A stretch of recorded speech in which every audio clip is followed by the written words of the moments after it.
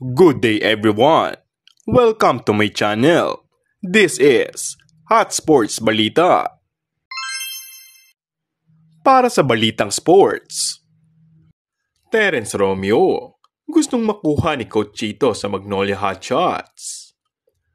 May katotohanan nga kaya ang kumakalat na balita na interesado ang Magnolia kay Terence Romeo?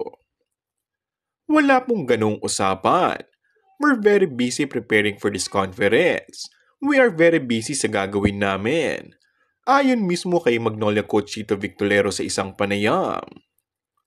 I am trying to prepare my players. Kung ano man ang pwede namin gawin, dun kami nakafocus ngayon. I have 15 local players right now. We are preparing hard for this conference, and we are building chemistry among them.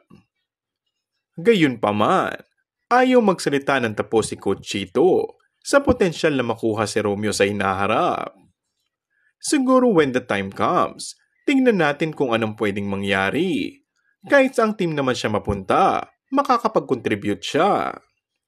Samantala, ipinagpalit ng San Miguel nitong Lunes si Romeo kasama si Vic Manuel sa Terra Firma para kina Juwami Chongson at Andreas Kahilig.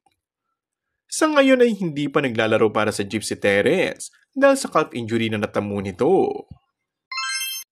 Kung bago ka lang sa akin channel ay mag-subscribe at pindutin na rin ang notification bell. Maraming salamat!